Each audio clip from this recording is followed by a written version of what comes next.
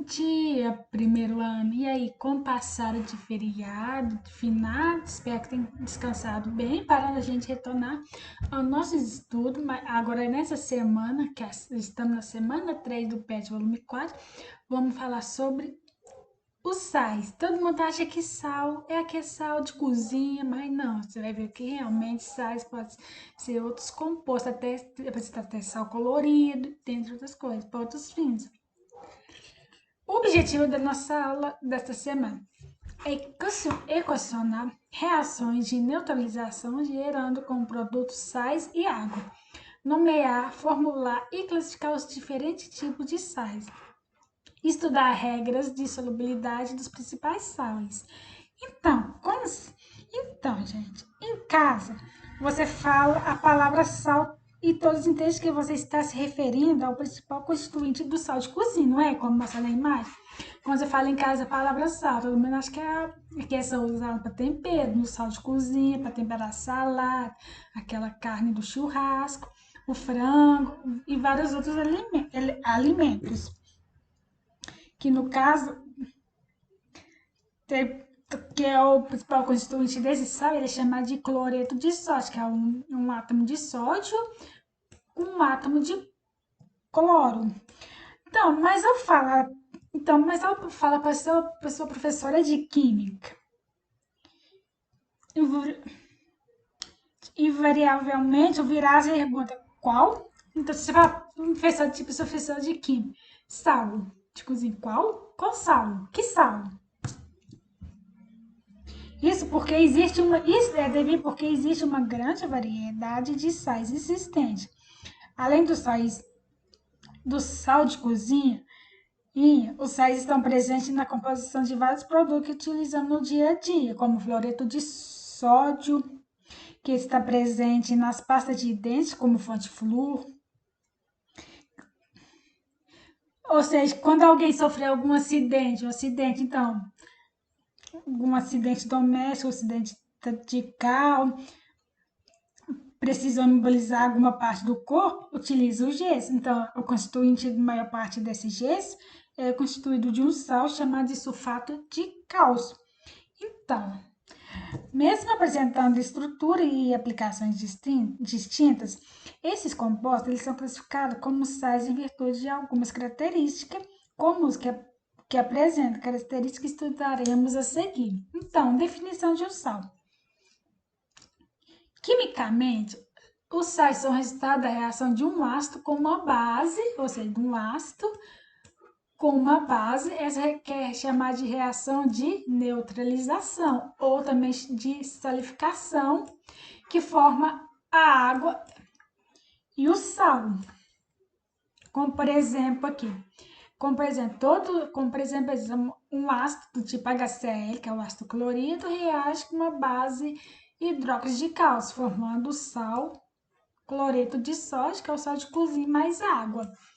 Então, quando todos os cátions advindo dos ácidos são neutralizados por todos os ânions e hidróxido provenientes da base, produz água e sal, como por exemplo, um cátion H+, advindo do ácido, eles são neutralizados pelos ânions do hidróxido proveniente da base, produzindo então o sal e a água, ou seja, esses cátions aqui ele se junta com esse hidróxido da base, formando assim então o seu sal, cloreto de sódio mais água. Então, o sal formado é denominado de sal normal. Quanto ao número de hidrogênio ionizável, a quantidade de hidróxido da base não está presente em quantidade adequada e totalmente neutralizada, que a gente já vê a seguir. Então, um sal binário, o sal pode ser classificado como um sal binário, ou seja, apresenta dois constituintes, como aqui, um átomo de cloro e um átomo de sódio e um átomo de cloro, ou seja, tem dois elementos. Mesma coisa aqui, um átomo de potássio e um átomo de ouro, dois elementos. Igual aqui, tem um átomo de cálcio e dois átomos de cloro, só que ele é constituído de dois elementos, não importa a quantidade de átomo. Um sal ternário, quando ele tem três elementos, aqui tem esse sulfato de cálcio chamado um átomo de cálcio, um átomo de enxofre 2 elementos, e oxigênio, 3 elementos. Quaternário, 4 elementos químicos. Então, como que eu falei, o sal formado é denominado de sal normal quando o número de hidrogênio ionizado dos átomos ou a quantidade de hidroxilo da base não está presente em quantidade suficiente. Vamos pegar a seguinte, que possa classificar como sal neutro. O sal neutro, ele ocorre entre um ácido forte e uma base forte. E a solução aquosa do sal forma um pH neutro. Por exemplo, nessa situação aqui. Reação entre o ácido sulfúrico com hidróxido de sódio na proporção de 1 para 2. Observe, o ácido sulfúrico, que é esse composto aqui, ó, 2 átomos de hidrogênio, 1 átomo de enxofre e 4 átomos de oxigênio. Mostrado aqui. Sulfato, oxigênio e os 2 hidrogênio. Reagiu com hidróxido de sódio, cuja fórmula é um átomo de Na, com um átomo de oxigênio e um átomo de hidrogênio. Isso que quer dizer é um ânion, que é um cátion. Então, se separou aqui. Como está na proporção de 2, então vai usar 2 sódio e 2 iodoxila. Aí ocorre na neutralização total. Aí evapora essa água e formar o composto chamado de sulfato de sódio, onde que seria um ácido reage com duas bases, formando o sal mais a água. Outros exemplos, tem sulfato de cálcio, sulfato de cloro, não, desculpa, sulfato de cálcio, cloreto de cálcio, carbonato de amônia, brometo de potássio, cloreto de sódio, que é o sal de cozinha, cianeto de potássio, deixa eu ver, sulfato de cobre, bicarbonato de sódio e dentre outros compostos são exemplos de sais neutros. Também temos o sal ácido, onde ocorre entre um ácido forte e uma base fraca. Como, por exemplo, no esquema seguinte, reação de um ácido forte, ácido sulfúrico, no caso que tem, com uma base fraca de hidróxido de sódio. No caso é uma base forte aqui. E a solução aquosa do sal formado tem um pH menor que 7, são conhecidos como sal hidrogenado ou hidrogênio sal, ou seja, nesse caso pode ser uma base forte, Então, um ácido forte com hidróxido de sódio forma um sal ácido mais água. Outros exemplos, esse composto aqui, Na, um átomo de sódio, um átomo de hidrogênio, um átomo de enxofre e 4 átomos de hidrogênio, e dentre outros. O outro exemplo é o sal básico, ele ocorre entre um ácido fraco e uma base forte. E a solução aquosa de formato tem um pH maior que 7, ou seja, são conhecidas como o sal hidroxilar, como nesse exemplo aqui, que no caso reage uma base forte com um ácido forte. Aí, neutralização total, evaporar a água, obter um sal de cloreto de cálcio mais água. Outros exemplos. Como, por exemplo, esse aqui. Outros exemplos aqui de sal fraco, de sal básico. Sal básico é quando tem hidroxila. Sal ácido é quando tem somente o H. E o sal hidratado, ele tem moléculas de água incorporadas no seu retículo cristalino. Exemplos: cloreto de cálcio dihidratado, sulfato de cobre hexidratado, sulfato de cobre pentahidratado. E tem os sais duplos ou mistos. Ocorre quando há 2 cátions e um ânion ou vice-versa. Como presente na reação, um ácido forte reage com duas bases fortes, obtendo então um sal duplo misto. Outro exemplo, uma base forte reage com 2 ácidos fortes, obtendo então um sal duplo ou também misto.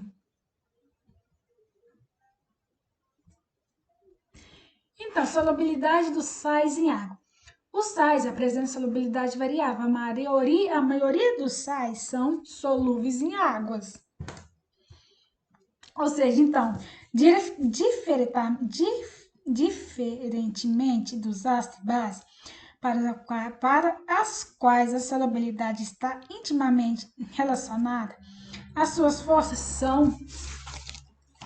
A sua força não é comum utilizar o termo força para os sais, ou seja, como o ácido base utiliza força, mas para sais eles não utilizam ácido, porque geralmente a maioria dos sais são solúveis em água. Isso é porque, os pontos de vista prático, é mais importante saber se um sal é solúvel ou insolúvel em determinado solvente. Então, embora nenhuma substância seja completamente insolúvel, quando a solubilidade é tão pequena que a olho nu é impossível perceber o processo de dissolução, ela é considerada insolúvel. Como você mostrar a tabela seguinte, os sais do tipo nitratos, que é de um átomo de hidrogênio, 3 átomos de oxigênio, com uma carga menos, os cloro, com 4 átomos de oxigênio menos, e os acetato, que é assim, não lembro direito, mas assim, eles apresentam solubilidade em água. Já os cloretos, que é somente o cloro, o brometo, que é o bromo, e o iodeto, que é o iodo, né, com carga negativa, eles são também solúveis em água, com exceção quando eles não são insolúveis em prata, e mercúrio e chumbo. Já o sulfato, que é um átomo de enxofre, 4 átomos de oxigênio e 2 menos, eles vão ser solúveis em água, porém não é solúvel em cálcio, estronço, que é o SR, o bário e o chumbo. E já o sulfeto, que é o enxofre com carga 2 menos, eles são insolúveis em água e também em lítio, sódio, potássio, rubitênio, césio, amônico, cálcio, estronço e bário. E os restantes dos sais, eles serão insolúveis em água, também em lítio, sódio, potássio, rubítio, cálcio e amônio.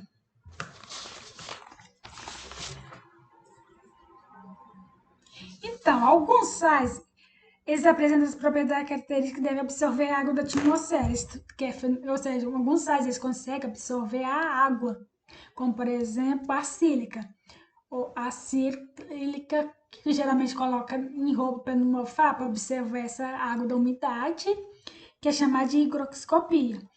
Os sais eles também podem incorporar moléculas em seus retículos cristalinos, sem que dissolvam. Essa água é denominada de água de hidratação, ou só que contém. Essa água é um sal hidratado, como por exemplo esse exemplo aqui, o pentasulfato de cobre hidratato. Ele é um sal hidratado. Quando você aquece esse sal, a água evapora, obtém somente o sulfato de cobre. Então, agora, sobre como dar nome nesses sais, as nomenclaturas dos sais. Os sais são formados a partir de uma reação de neutralização, que é uma reação de um ácido, que age com uma base, formando um sal e água, ou chamada de reação de salificação. Como por exemplo, tem um ácido forte aqui, o ácido clorídrico, reage com a base hidróxido de sódio, formando o sal cloreto de sódio mais água. Onde que esse ânion aqui, ele vai juntar com esse NaCl, formando o sal, e aqui forma o cátio junto com ânion hidroxila, formando a água. Ácido clorídrico, que é o ânion, que na verdade é o ácido clorídrico, na verdade o hídrico, ele representa o ânion, que é o cloro. E o hidróxido de sódio, o sódio representa o cátio, que forma assim o cloreto de sódio mais água. Então, o nome de um sal normal ele é obtido a partir do ácido do ânion e da base do cátio, que os origina. Assim, altera-se a terminação do nome do ácido correspondente de acordo com a seguinte código. Então, o nome do sal é o nome do ânion o nome do cátio. De onde vem esse ânion? Esse ânion vem do sufixo do ácido e do sufixo do ânion. O sufixo do ácido sabendo hídrico, quando você tem somente hidrogênio na estrutura do ácido. E do ano, o nítrico, por exemplo, aqui, ácido clorídrico, aqui vai virar cloreto. Quando você tem somente o ano cloro, é cloreto. Ou íon, quando tem presença de oxigênio e hidrogênio. Então, para ficar mais fácil para dar um nome, tem uma tabelinha que precisa decorar, que é a tabela de ânions, que tem o seguinte nome dos anos, como cloreto, hipoclorito, cianeto, e também a tabela dos cátions, que é utilizada também para dar nome, porque esse aqui é ano de cátio. Como, por exemplo, aqui indica o nome dos sais a seguir a partir da nomenclatura dos ácidos de origem. Primeiro, esse composto aqui, você vê que tem, dividindo, ele tem um cátio K+, e um ânion NO3-. Olhando a tabelinha, você vê que aqui, olhando pela tabelinha, olhando para a tabela, esse aqui vai ser chamado de nitrato, esse aqui é o cátio, potássio. Potássio está no 1. Nitrato de potássio, que é derivado do ácido nítrico. O outro, cloreto de cálcio. Por que derivado do ácido hídrico, clorídrico? Cloreto de cálcio, por quê? Você tem dividindo aqui, você tem um cátio mais 2 e um ânion menos 1. Olhando a tabelinha de ânion, aqui vai ser o cloreto. E na tabelinha daqui, de cátio, mais 2 tá aqui, então é um cálcio, cloreto de cálcio. Agora o próximo, sulfato de magnésio, porque você dividindo aqui é um cátio e aqui é um ânion. Da tabelinha do sulfato, vai olhando a tabelinha, esse aqui onde que tá? É o sulfato de magnésio. E esse aqui, bromito de cálcio. Então, pessoal, essa semana foi isso sobre a nomenclatura do site, dar nomes, dúvidas, pode me chamar aqui. E na próxima semana, do dia 11 de novembro, eu vou passar as correções. Qualquer dúvida, precisa de correção das atividades passadas, me chama aqui. E bons estudos. E aproveitando já, bom fim de semana.